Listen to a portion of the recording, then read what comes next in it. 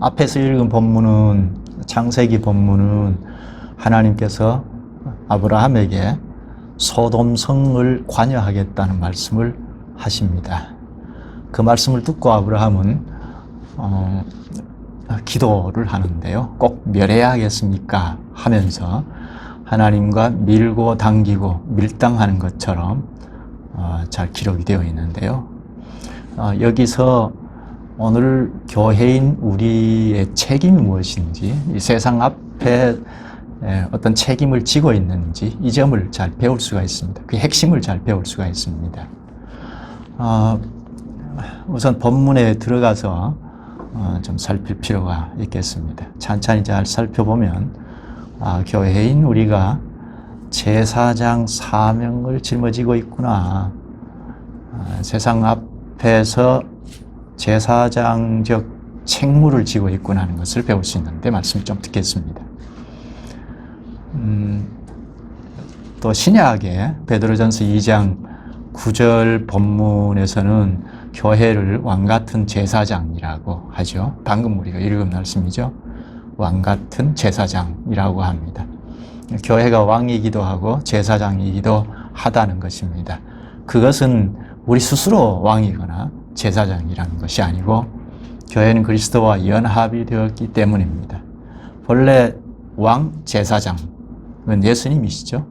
예수님께서 그리스도로, 히브리 말로 메시아로 오시지 않았습니까? 그리스도, 메시아, 이는 구약의 기름 부음 받은 자를 뜻하지요.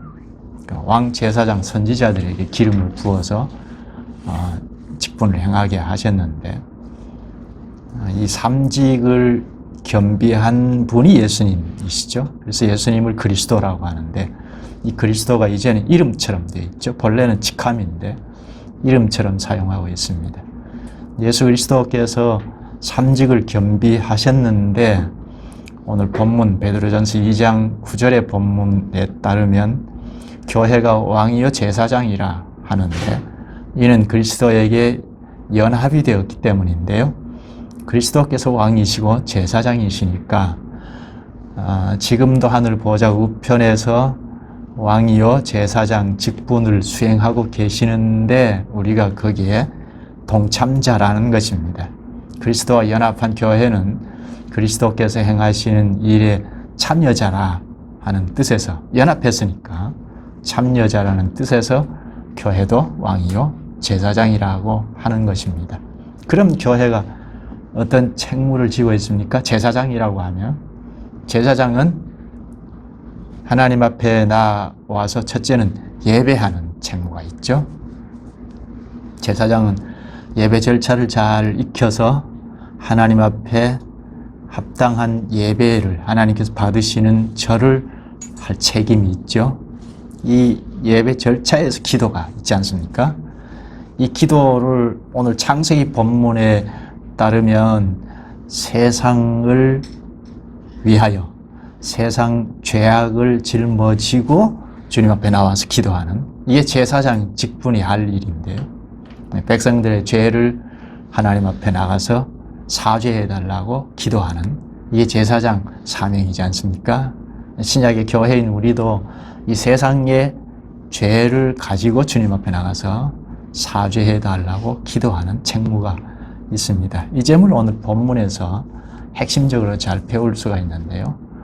본문을 좀 읽으면서 살펴보도록 하겠습니다. 차분히 잘 살펴볼 필요가 있는데요. 창세기 18장 16절, 그 사람들이 거기서 일어나서, 여기 그 사람들은 하나님과 두 사람이 동행을 했는데요. 그 사람들이 거기서 일어나서 소돔으로 향하고 아브라함은 그들을 전송하러 함께 나가니라.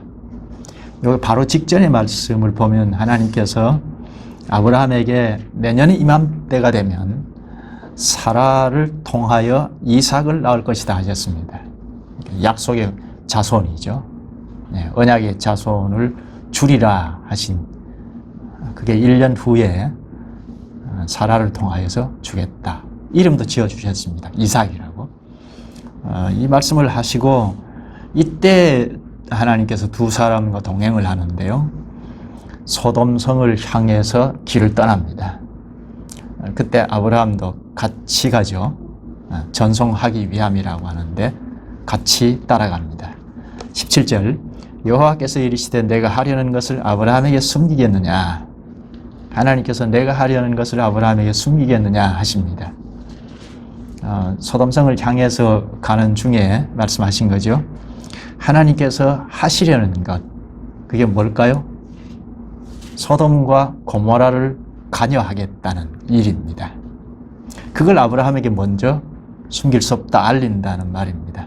이건 아브라함이 하나님의 언약에 참여했기 때문이죠. 언약민에게 하나님께서 먼저 알리신다는 겁니다. 이게 참 가슴 벅찬 일이죠. 하나님이 하시는 일을 그냥 하시면 되는데 먼저 언약민에게 알리신다는 것, 숨길 수 없다. 이게 아주 자연스럽게 하나님께서 말씀하시는 건데요. 내가 아브라함에게 하고자 하는 일을 숨길 수 없다 하시고 자연스럽게 표현을 하십니다. 이게 당시에는 아브라함 개인에게 했다기보다는 아브라함에게 포함이 된 교회이죠. 아브라함이 고향 친척 아버지 집을 떠날 때 함께 했던 종들까지 이게 아브라함 교회이죠. 아브라함이 대표자이니까 아브라함에게 이 말씀을 하십니다. 내가 숨길 수 없다 하십니다. 이 점은 오늘 우리도 생각할 바인데요. 오늘 우리에게도 숨기지 않죠? 하나님께서 하시는 일을 우리에게 먼저 말씀하시죠? 그런가요?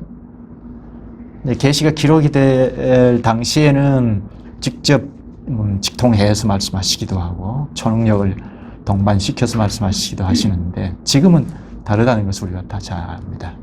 지금은 기록되어 계신 성경을 통하여 특히 우리를 공적으로 불러 모으셔서 공적으로 말씀하시는 말씀을 통하여 그러니까 성경 말씀을 해명한 그러니까 대언이죠. 설교를 통하여 우리에게 심판까지도 다 알리시죠.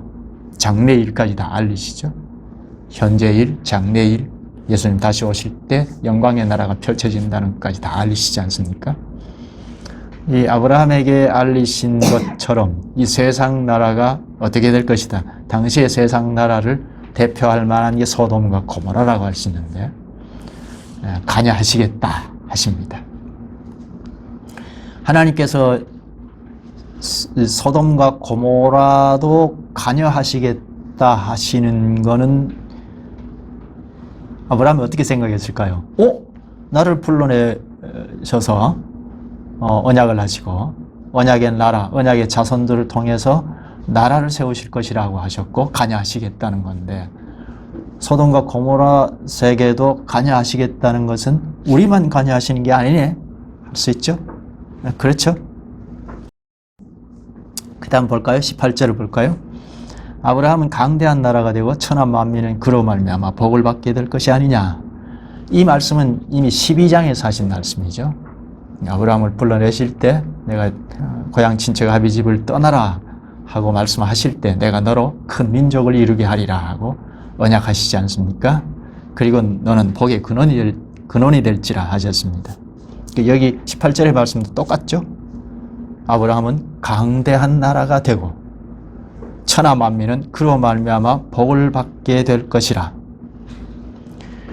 당시에 직면한 것은 아브라함을 둘러싸고 있는 회중들, 족장, 교회원들이 나라를 출범시킬 만한 믿음의 자손들이 자꾸 생산해야 하는 그 족장교회가 당면한 사명이죠. 족장교회가 점점 왕성하여 이제 이스라엘 국가교회가 출범해야 하는 하나님께서 그렇게 하시겠다고 약속하신 거죠. 궁극적으로는 아브라함의 씨, 후손으로 오실 메시아가 복의 근원이 될지라 하십니다.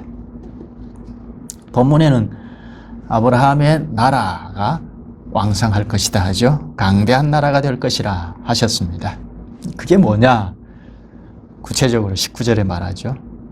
내가 그로 그 자식과 권속에게 명하여 여호와의 도를 지켜 의와 공도를 행하게 하려고 그를 택하였나니 이는 나 여호와가 아브라함에게 대하여 말한 일을 이루려 함이니라. 아브라함을 택했고 언약하신 목적인데요.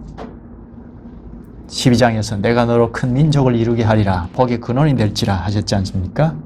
그런데 이렇게 큰 민족을 이루는 하나님 나라를 이루겠다는 건데, 이 하나님 나라는 여기 보니까 의와 공도라고 했죠. 의와 공도의 나라입니다. 아브라함 자손들이 이룰 하나님 나라, 국가 형태의 하나님 나라 또는 국가 교회가 의와 공도의 세계라는 것입니다.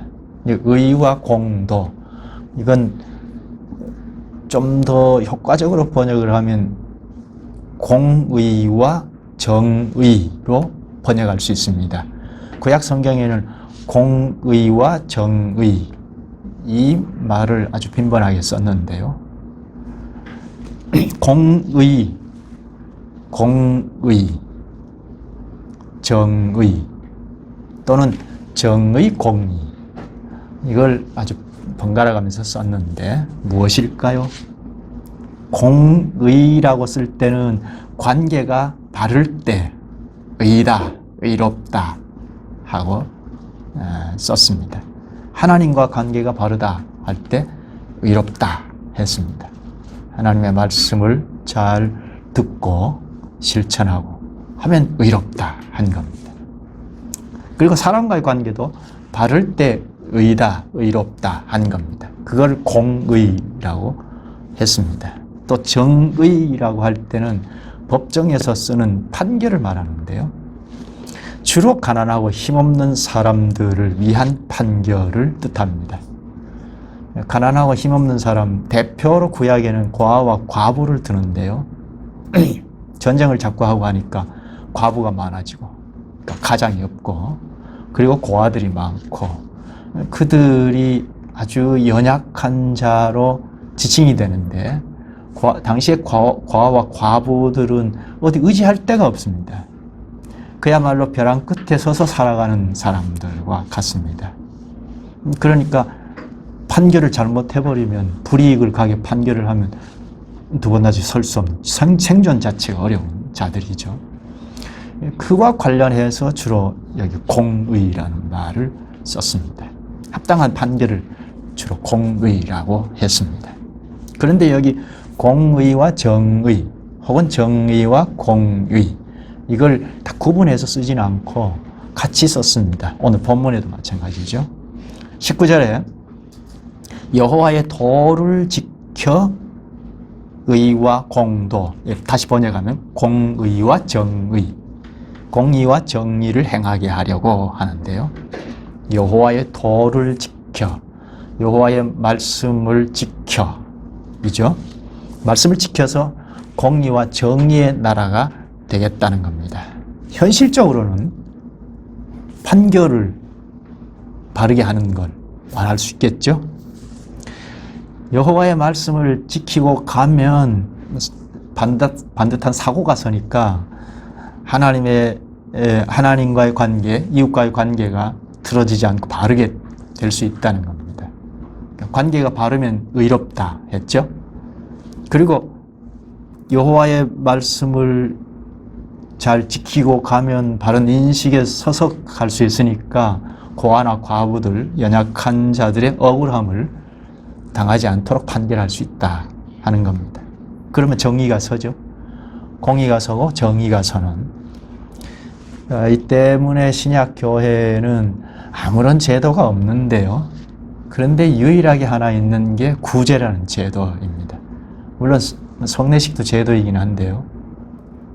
구제라는 제도는 아직 교회가 시작하면서 바로 세웠죠. 이건 사회적인 약자들에 대해서 불이익을 당하지 않게 해야겠다는 정신이 있죠. 먹고 살기 어렵고 생존 자체가 어려운 자들에게 구제를 해야겠다는 그런 정신이 있지 않습니까? 주님께서 나에게 복을 주셔서 나는 잘 먹고 잘 삽니다. 감사합니다. 이러면 틀려 먹었다는 겁니다. 이게 참 좋은 기도 같은데, 나에게 이렇게 공급해 주신 것은 어디를 향하게 하는가 하는 겁니다. 사회적인 약자를 향하게 한다는 겁니다. 그래서 교회부터 1차적으로 교회가 연약한 자들이 없도록 공평하게 나누어 갖도록 구제라는 제도를 세우는 것입니다. 이것도 인간적으로 막 잘못 사용하기가 쉬운데 말씀을 잘 배워서 합당하게 하면 여기에서 공의 그리고 정의가 서는 사회가 되겠다는 것입니다. 교회가 생각할 점이 참 많습니다. 여기 아브라함에게 언약하신 나라는 공의와 정의가 서는 나라다 했는데요. 그리고 그와 정반대의 나라인 소돔과 고모라에 대해서 말씀하십니다. 정의와 공의가 서는 나라를 이야기하다가 하나님께서 그와 정반대인 소돔과 고모라에 대한 말씀을 하시는데 대조가 되죠. 20절을 한번 볼까요? 여호와께서 또 이르시되 소돔과 고모라에 대한 부르짖음이 크고 그 죄악이 심히 무거우니. 소돔과 고모라에 대한 부르짖음, 죄악의 부르짖음이죠. 원성이 매우 크다는 겁니다. 죄악이 꽉 차서 원성이 폭발할 정도라는 겁니다. 이게 하나님 나라와 아주 대조를 이루죠. 그 죄악이 심히 무거우니 이제 더 이상 손을 쓸 수 없을 만큼 한 부패를 말합니다. 그래서 하나님은 21절에 내가 이제 내려가서 그 모든 행한 것이 과연 내게 들린 부르짖음과 같은지 그렇지 않은지 내가 보고 알려 하노라. 하나님께서 내가 내려가서 보고 알려 한다 하십니다. 하나님 뭐 안 보일 턱이 없죠. 다 보실 수 있는 분이신데 내가 내려간다, 보고 알려 한다 하신 표현. 이게 무슨 표현이라고 했죠? 신이 인간처럼 표현하는 방법을 썼다는 거죠. 우리가 알아먹도록 쓰신 표현인데 이걸 신인간, 신인 동형론적 표현법이라고 하는데요. 그런데 이제 내가 내려가서 보고 알려 하노라. 이게 무슨 뜻일까요? 소돔과 고모라의 죄악을 확정하고 다스리겠다, 치리하시겠다는 것입니다. 그렇다면 하나님께서 언약의 당사자인 백성들, 하나님이 친히 언약하시고 경영해 가시는 나라 백성들을 다스리고 관여하시고 하시는데 여기서는 하나님 자신의 나라만이 아니고 죄악이 꽉 차 있는 소돔과 고모라 세상도 관여하시겠다는 겁니다. 그럼 하나님께서 언약민들 자신의 나라 백성들만 관여하시는 것이 아니라는 것을 보이죠. 아브라함도 여기서 잘 배웠을 겁니다. 세상도 관여하시구나. 이게 뭘까요? 세상을 관여하시는 것은 하나님이 관여하시고 다스리시니까 통치가 나라라고 하나님 나라라고 하지 않았습니까? 그럼 세상도 다스리시니까 하나님 나라일까? 이걸 좀 구분합니다. 이건 권능으로 다스리시니까 권능의 나라. 우리 익히 잘 아는 말씀이죠. 그리고 하나님께서 다스리시는 천국, 하나님 나라, 이를 은혜의 왕국이라고 합니다. 아직 이 땅에 존재해 있기 때문에 완벽한 그러니까 결격사유가 결함이 전혀 없는 하나님 나라가 아니기 때문에 은혜로 다스리시는 나라이기 때문에 은혜의 나라라고 합니다. 이제 장차 예수님께서 다시 오실 때 펼쳐지는 나라가 영광의 나라, 전혀 결격 사유가 없는 나라, 이를 영광의 나라 이렇게 구분합니다. 권능의 나라, 세상도 통치하시는 이걸 권능의 나라라고 하고, 그리고 은혜로 보호하고 다스리시고 행하는 나라를 은혜의 나라, 그리고 영원한 영광의 세계에 펼쳐지는 우리가 이제 장차 다 돌입해 들어갈 그 세계가 영광의 나라, 이렇게 구분을 합니다. 세상도 다스리신다는 것을 여기서 아브라함에게 잘 보여주고 오늘 우리에게도 말씀하시는데 소돔과 고모라 세상도 통치하신다는 겁니다.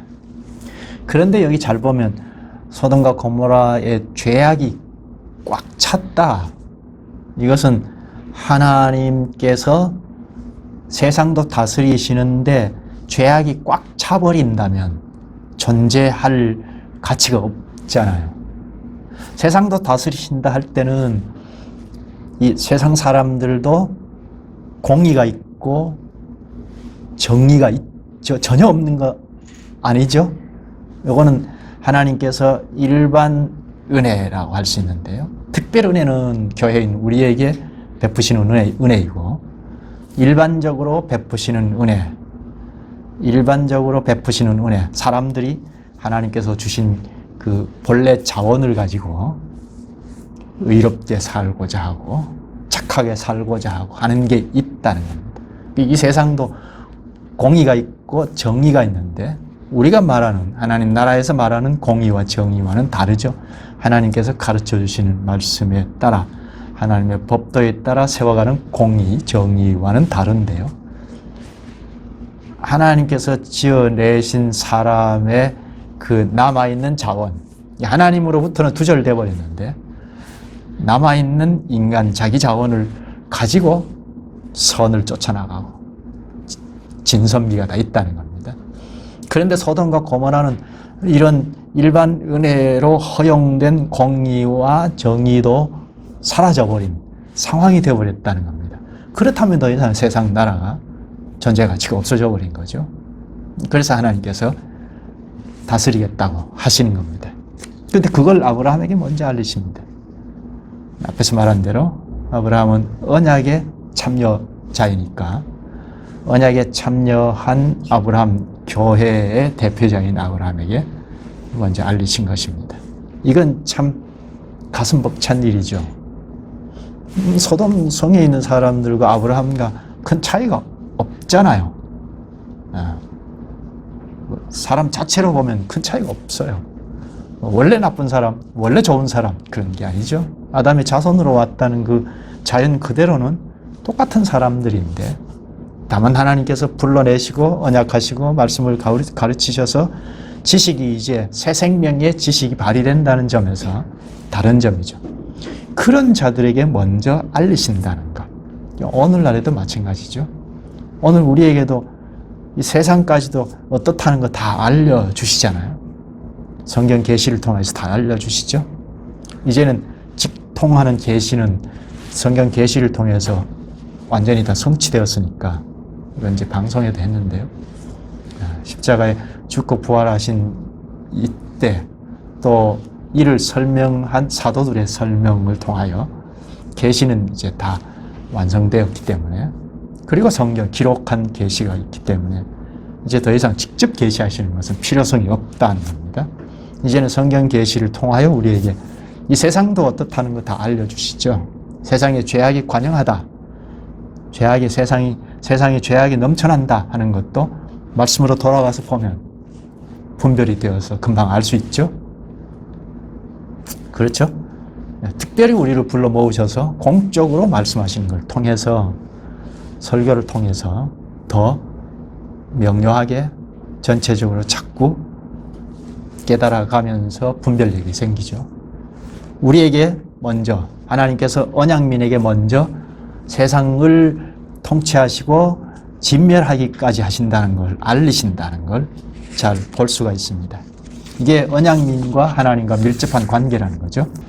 그런데 여기 본문을 잘 보면 소돔성을 어떻게 하겠다는 구체적인 말씀은 없어요. 이 본문에서는 없습니다. 다만 그들의 죄악을 확정하고 치리하겠다 하는 말씀을 하십니다. 하나님께서 이런 정도 그러니까 죄악을 확정하고 치리하겠다는 말씀을 하실 때 아브라함이 그러실 수 없습니다 하고 간절히 기도하죠. 이 관계 그러실 수 없습니다. 아니 치리하겠다. 그러실 수 없습니다. 아니 치리하겠다. 이렇게 미루고 당기고 하는 이 관계는 밀접한 관계죠. 아브라함의 그 반응을 보면 하나님께서 소돔성을 내가 관여하겠다 하는 정도의 말씀의 반응을 보면 아브라함은 익히 다 알고 있는 것 같죠. 그러니까 다 알고 벌써 의인 50명부터 시작하죠. 의인 45명, 40명만 있으면 멸하지 말아달라. 의인이 있는데 멸하면 그건 공의가, 정의가 없는 거 아니냐, 그런 탄원을 합니다. 이사야 41장 8절에 보면 이런 점에서 하나님과 아브라함은 친구라고 합니다. 관계가 밀접하다는 거죠. 하나님과 언약민과의 관계를 가르쳐 주죠. 지난번에 13년간 하나님께서 침묵하시다가 나타나셔서 아브라함에게 너는 내 앞에서 행하여 완전하라 하시지 않습니까? 책망하신 건데요. 책망하시기도 하고 오늘 여기서는 다른 한편으로는 친구처럼 내가 저 소돔과 고모라도 치리해야겠다 하고 아브라함에게 먼저 알리셨다는 겁니다. 왜 그랬을까요? 무엇 때문에 소돔성을 내가 관여하겠다 하고 아브라함에게 먼저 알리셨을까요? 그저 친밀하니까? 이건 언약의 당사자들, 언약민들의 책무를 말하고 있는데요. 역할 때문입니다. 소돔성의 통치, 관여하겠다는 하나님의 말씀을 들은 아브라함이 바로 반응을 보이잖아요. 여기서 언약민의 책무가 무엇인지를 잘 가르칩니다. 23절부터인데요. 볼까요? 아브라함이 가까이 나아가 이르되 주께서 의인을 악인과 함께 멸하라 하시나이까. 하나님께서 관여하시겠다 하니까 아브라함이 얼른 알고 멸하겠다는 말씀이구나 하는 것을 알고 의인을 함께 멸하라 하나이까 하죠. 하나님이 구체적으로 어떻게 하시겠다는 것을 금방 알아차린 겁니다. 이게 언약민의 모델이라고 할 수 있습니다. 언약민은 하나님의 말씀을 듣고 어떤 책무를 지고 가는지를 금방 깨닫는다는 겁니다. 그 다음부터 쭉 보면 하나님과 주고받고 하면서 밀고 당기고 갑니다. 24절을 보면 그 성중에 의인 50명이 있을지라도 주께서 그곳을 멸하시고 그 50 의인을 위하여 용서하지 아니하시리이까. 의인 50명이 있으면 소돔과 고모라를 멸하지 않으시렵니까? 하고 묻습니다. 25절에는 주께서 이같이 하사 의인을 악인과 함께 죽이심은 부당하오며, 하나님 앞에 할 말하죠. 하나님 부당하다. 의인과 악인을 같이 하심도 부당하니이다. 세상을 심판하시는 이가 정의를 행하실 것이 아니니까. 하나님은 정의로우신 분이 아닙니까? 방금 언약민들이 세울 나라가 공의와 정의의 나라라고 하지 않았습니까? 하고 바로 그 말씀을, 주신 말씀을 가지고 하나님 앞에 말을 하죠. 이게 기도이죠. 하나님 주신 말씀을 가지고 주님 앞에 간구하고 탄원하고, 여긴 탄원인데요. 이게 기도이죠. 의인을 악인과 함께 멸한다는 것은 부당한 거 아닙니까? 이건 정의가 아니지 않습니까? 합니다.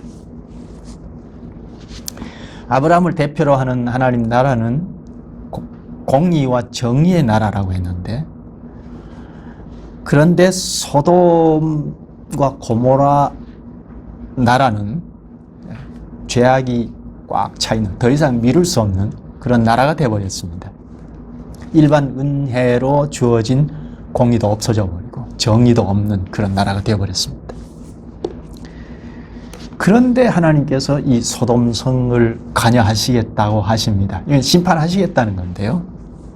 그때 아브라함이 참 잘 됐네요. 저도 공감합니다. 하나님 그렇게 하셔야 마땅합니다. 그냥 깡그리 멸하소서. 이렇게 할 만하잖아요.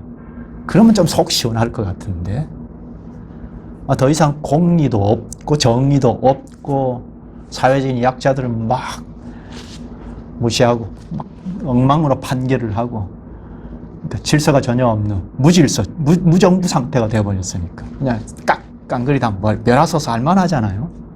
그런데 아브라함은 그리하지 마옵소서 하고 탄원을 합니다. 왜죠? 하나님은 치리하겠다고 하시고 아브라함은 탄원하는 이 짤막한 내용은 우리에게 뭘 가르쳐 줍니까? 하나님 나라에 참여한 자들과 죄악 세상에 참여한 자들 간의 관계를 잘 보여줍니다. 첫째는 도무지 함께 할 수 없다는 것.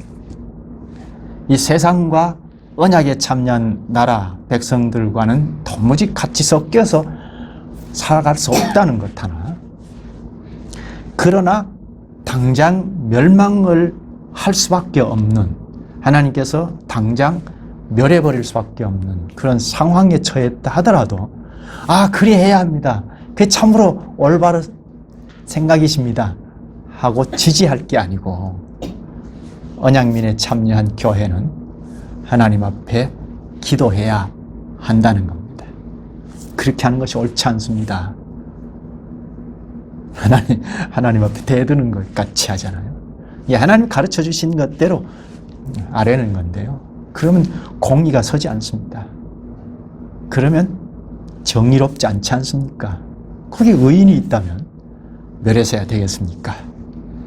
이게 언약 공동체인 교회가 사회 앞에 짊어지고 있는 책무입니다. 세상 나라를 향한 책임 때문에 주님 앞에 나와서 예배하면서 기도하는 겁니다. 여기 아브라함은 단순한 기도가 아니고 탄원이라고 했는데요. 이건 제사장이 하는 일입니다. 이때는 국가교회가 아직 출범하기 이전이고 초기 당시인데요. 국가교회가 출범할 때 제사장도 제대로 나왔지 않습니까? 그때 제사장이 하는 일이 하나님 앞에 나아가서 예배하는 일인데 그 중에 중요한 게 기도입니다. 백성들의 죄를 짊어지고 하나님 앞에 나가서 간절히 구하는, 사해 주십시오 하고 구하는, 이게 제사장이 하는 일입니다. 당시 소돔과 고모라는 가나안 땅에 있어요. 하나님께서 나라를 세우시겠다 하는 장소도 지역도 가나안이죠. 아브라함이 하란에 있다가 가나안 땅에 들어가니까 이 땅이 하나님 나라를 세울 땅이다 하고 가르쳐 주시지 않았습니까? 이 가나안 땅에 소돔과 고모라가 있습니다. 거기에 하나님 나라를 세우시겠다고 하거든요. 그 죄악의 땅인데요. 거기 하나님 나라를 세우시겠다고 하십니다. 왜 그랬을까요? 이거는 죄악 세상 앞에 하나님 나라 백성들의 책무가 있어서 그렇습니다. 특별히 일반 은혜도 다 사라져버린, 일반적으로 공의롭게 정의롭게 해야 할 세상인데 그것조차도 다 사라져버린, 그야말로 멸망해버려야 하는 그런 형국인데도 그 앞에 언약민의 책임이 무엇인지를 여기서 말하고 있습니다. 아브라함이 탄원하는 것은 바로 언약민이 마땅히 해야 할 사명이라는 것입니다. 아브라함을 통하여 교회의 책임을 말씀합니다. 교회는 무슨 책임이 있느냐? 하나님의 심판 아래에 처한 세상을 위하여 기도할 책임이 있다는 겁니다. 아브라함이 구한 탄원이 구체적으로 무엇이죠? 소돔 성 안의 의인을 위함인가요? 거기 의인이 있지 않습니까? 그러니까 멸하지 마십시오. 얼른 보면 의인을 위함이기도 합니다만 소돔과 고모라 성 전체를 위함이죠. 의인이 누군지 잘 모르잖아요. 소돔과 고모라 성 전체를 위함입니다. 아직은 아닙니다 하고 탄원합니다. 그 간구의 내용을 보고 어떤 것인지 다 알기는 좀 어렵습니다. 50인, 45인, 40인, 30인, 20인, 10인까지 의인을 보고 멸하지 말아달라고 했는데 이 기도 내용만 보고 다 알기는 어렵습니다. 그러나 틀림없는 것은 도성에 있는 사람들 전체를 위한 탄원인 것은 틀림없습니다. 이게 제사장 역할입니다. 제사장은 하나님 앞에 가서 예배하고 기도하는 사람이라고 했는데요.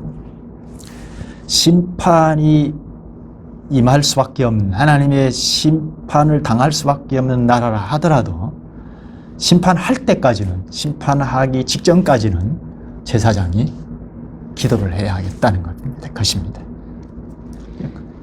거짓교회는 저놈의 동네는 그냥 망해버려라 할지 모르겠습니다. 그리스도와 연합한 교회는 그들을 위해서 하나님 앞에 나아가서 기도하는 것이 제사장 책무를 지고 있다는 겁니다. 본문을 보면 소돔 고모라 전체를 위한 기도가 틀림없습니다. 그런데 주된 관심은 물론 의인입니다. 그 성 중에 의인을 향해 있습니다.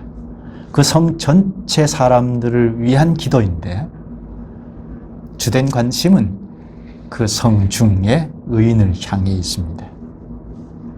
성읍 전체가 심판을 면하려면 의인이 있어야죠. 의인이 있으면 10명이라도 있으면 그 동네는 멸망을 피할 수 있죠. 오늘도 마찬가지입니다. 의인 10명만 있으면 그 도시는 심판을 피할 수 있다는 거죠. 이게 교회의 책임이 얼마나 큰지 모릅니다. 교회가 똑바로 서 있으면 이 세상은 존재할 수 있습니다. 다른 말로 세상이 어지러운, 공의롭지 못하고 정의롭지 못한 세상이면 거기에 교회가 없는 동네면 별달리 해석해야 하지만 우리나라처럼 이렇게 교회가 많은 동네 같으면 교회 책임입니다. 앞에서 말했죠. 19절에 내가 그 자식과 권속에게 명하여 여호와의 도를 지켜 공의와 정의를 행하게 하려고 그를 택하였나니 이는 나 여호와가 아브라함에게 대하여 말한 일을 이루려 함이니라. 여기 여호와의 도를 지켜 공의와 정의를 행하게 하려고 그를 택하였나니 아브라함을 택하고 그 자손 언약민을 택한 것은 바로 공의와 정의를 행하게 하려는 것이라 합니다. 당시 족장교회이죠. 교회의 존재 목적이 바로 이 세상을 위하여 공의와 정의를 외쳐야 하겠다는 겁니다. 우리는 소돔의 의인이 롯이라고 얼른 생각하기 쉽습니다. 이 롯이 아브라함을 따라 나왔죠. 고향 친척 아버지 집을 떠나라 할 때 삼촌 따라서 얼른 나왔지 않습니까? 가나안 땅까지 왔습니다. 그리고 여차저차해서 소돔 지역까지 내려가서 살고 있습니다. 그러니까 소돔성 하면 얼른 아브라함의 조카 롯을 생각할 수 있는데 그 조카 롯만 생각했다면 50명 구하고 45명 구하고 30명의 의인이 있으면 멸하지 말아달라고 할 까닭이 없죠. 내 조카 롯이 있습니다. 롯을 봐서라도 멸하지 말아 주십시오. 그렇게 기도하지 않겠어요? 롯만 생각한 것이 아니고 그 성중에 의인이 있겠다는 겁니다. 그게 누군지는 잘 알 수 없습니다. 그러나 의인이 있겠다는 겁니다. 아브라함은 그런 의인들을 생각할 여지가 있을는지 모릅니다. 롯을 따라간 롯의 영향을 받은 사람들을 염두에 두었을지도 모르겠습니다. 믿음의 식솔들이 있음을 감안하고 한 탄원일 수도 있겠다. 그러나 의인이 누군지 확실치는 않습니다. 분명한 건 믿음의 식솔들을 염두에 둔 탄원의 기도일 수 있겠다는 겁니다. 앞으로 가나안 땅에서 천국을 세울 믿음의 자손들이 있을 수 있겠다는 생각을 했을는지 모르겠습니다. 아브라함의 간구는 오늘 교회의 간구입니다. 교회는 이 세상에 존재하면서 하나님 앞에 나가서 기도할 책무가 있다는 겁니다.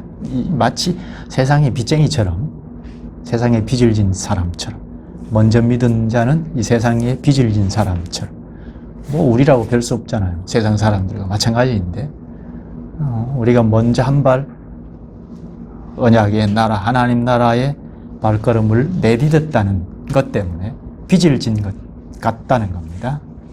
그러니까 세상 사람들의 죄악을 보고 하나님 앞에 나가서 기도할 책임이 있다는 겁니다. 하나님 나라의 백성의 수가 차기까지 요한계시록에서는 14만 4천 명이라고 하죠. 상징적인 숫자인데요. 하나님 나라 백성의 수가 다 불러들일, 그래서 차기까지 우리는 세상을 향하여 책임이 있는데 하나님 앞에 예배할 때마다 기도할 책임이 있다는 것입니다. 의인 10명이 있으면 소돔과 고모라는 멸망당하지 않을 겁니다. 그런데 아브라함의 기도는 응답이 됐습니까? 안 됐습니까? 하나님께서 그 기도를 들으셨죠? 의인 10명은 없어서 소돔 고모라는 멸망시켰지만 조카 롯은 건지셨죠. 오늘 이 베드로전서 본문은 이렇게 말합니다. 2장 9절을 읽어볼까요? 베드로전서 2장 9절. 그러나 너희는 택하신 족속이요 왕같은 제사장들이요 거룩한 나라요 그의 소유가 된 백성이니. 여기까지 요 말씀이 구약 교회가 출범할 때 주어진 말씀입니다. 베드로가 출애굽기 19장 6절의 말씀을 그대로 인용해서 교회는 이렇다 하고 가르치는데요. 출애굽기 19장은 이스라엘 백성들이 애굽의 노예 생활을 할 때 하나님께서 기이하신 손길을 펴셔서 탈출케 하셨죠. 그래서 시내산 아래로 불러 모으시고 시내산 꼭대기에 강림하셨을 때, 임재하셨을 때 백성들이, 이스라엘 회중들이 다 부복하고 예배죠. 예배할 때 하나님께서 이 말씀을 하셨습니다. 택하신 족속, 왕같은 제사장, 거룩한 나라, 나의 소유라고 말씀하셨습니다. 요걸 그대로 신약 교회도 이런 신분이 있다 하고 베드로가 말합니다. 택하신 족속, 왕같은 제사장들, 거룩한 나라, 또 하나님의 소유된 백성. 이게 교회에 붙여준 신분입니다. 그 다음 계속 보면 이를 너희를 어두운 데서 불러내어 그의 기이한 빛에 들어가게 하신 이의 아름다운 덕을 선포하게 하려 하심이라. 이렇게 한 4가지 신분을 주신 목적은 덕을 선포하는 거라 합니다. 여기 덕은 탁월함, 하나님의 탁월함을 전해야겠다는 겁니다. 하나님의 속성인데요. 하나님의 탁월함, 능치 못할 일이 없는 그걸 세상 앞에 전해야 하겠다. 이게 제사장 사명이라 합니다. 그러려면 자꾸 알아야죠. 우리는 그리스도와 연합했으니까 제사장이야 하고 하나님 앞에 가서 어떻게 기도해야 할지 배우지도 않고 세상 앞에 어떻게 선포해야 할지 배우지도 않고 할 수는 없죠. 뭘 자꾸 알고 해야 하죠. 여기 교회가 왕같은 제사장들이라 하는데요. 다른 신분은 좀 자체하고 왕같은 제사장들이라 하는데, 이건 설교 시작 시간에 말씀한 것처럼 그리스도와 연합했기 때문이죠. 예수 그리스도께서 왕, 선지자, 제사장 3직을 겸비한 중보자이신데 그 그리스도에게 연합이 된 교회인 우리는 제사장이요 왕이라는 겁니다. 왕같은 제사장. 그리스도와 연합했기 때문이다. 이걸 분명하게 해야 하죠. 우리 스스로 되는 건 하나도 없습니다. 그리스도와 연합했기 때문에 베드로가 교회는 왕이요 제사장이다 했습니다. 왕이니까 세상을 통치한다. 왕은 나라를 통치하잖아. 또 제사장이니까 하나님 앞에 나와서 예배한다. 세상 사람들의 죄악을 하나님 앞에 간구한다 하는 겁니다. 세상을 멸하지 말아 주십시오. 오늘 본문에 가르친 대로 이 세상을 멸하지 말아 주십시오 하고 단언한다는 겁니다. 의인 있지 않습니까? 하고 간구합니다. 주님 앞으로 가서 기도할 때 오늘 본문의 말씀을 상기해야겠습니다. 본문을 우리가 자꾸 면밀히 잘 살펴보는 것은 주님의 말씀이니까, 그리고 그 말씀은 어떤 상황에서 주어진 말씀이기 때문에 이걸 상기하면 우리 이 지식의 영상이 떠오르게 되죠. 그러면 좀 힘이 나죠. 막연하게 하는 것과는 전혀 다르죠. 그래서 말씀의 본문을 자꾸 들어가서 잘 살피는 것이 필요합니다. 여기 제사장이 교회라고 했는데요. 교회가 제사장 직분을 가졌다고 했는데, 제사장이 하는 일은 첫 번째는 예배한다는 것. 이 예배는 절차가 있는데요. 이 절차를 덮어놓고 하면 예배가 잘 안 되죠. 처음에는 덮어놓고 할 수 있습니다. 어깨너머로 남이 하는 거 보고 할 수 있습니다. 우리 아이들 같으면 하는 거 보고 따라 하죠. 그러나 자꾸 인식이 서서 자꾸 알아가면서 하는 것이 예배이죠. 구약에도 그랬습니다. 아브라함 이 시기는 구체적으로 기록이 안 되었으니까 알 수 없지만, 국가교회가 출범할 때 시내산 아래에서 교회가, 이스라엘 국가교회가 출범할 때 제사법, 예배법을 가르쳤죠. 레위기를 쭉쭉 읽어보면 제사 절차, 예배 절차가 나와 있죠. 회중들이 다 그걸 외웠습니다.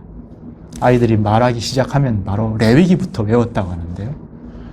예배가 어떻게 드려야 하는지 그 절차를 알아야겠다는 겁니다.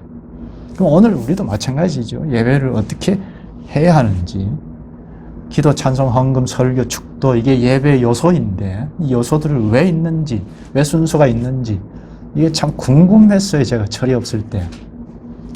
왜 이렇게 순서를 이렇게 정해놓고 하지? 그냥 하면 안 되나? 그런 생각을 했는데요. 좀 알아야죠. 하나씩 하나씩. 기도, 찬송, 헌금, 설교, 이게 왜 있는지, 이 어떤 정신으로 해야 하는지, 그냥 덮어놓고 하면 되는 게 아니고, 찬양합시다 하는, 찬양이 뭐죠? 하고 질문을 좀 해보고, 나에게도, 상대에게도, 찬양이 뭐죠? 하나님 앞에 노래하는 건데, 우리가 막 즐거움으로 하면 되는 것이 아니고, 하나님이 받으시는 가사, 곡이 무엇일까? 성경에 다 가르쳐주고 있으니까 그걸 좀 알아야겠다는 겁니다. 그래서 예배 절차를 잘 배우는 그만큼 표현을 하죠. 예배를 할 수 있죠. 예배 속의 기도, 오늘 본문에서는 세상을 향한 책무가 기도 하나를 중요하게 배울 수 있잖아요. 세상이 멸망당해버리는 이런 형국에 처해 있을 때까지, 그러니까 멸망 직전까지는 교회가 하나님 앞에 탄원을 해야겠다는 겁니다. 세상 나라가 엉망으로 행하여 나갈 때 손가락질 할 것이 아니고, 각을 세울 게 아니고, 하나님 앞에 예배하는 우리는 하나님 앞에 뭘 해야 할까 하는 것, 세상이 저 지경입니다 하고 단언하고 호소해야겠다는 겁니다. 기도할 필요가 있죠.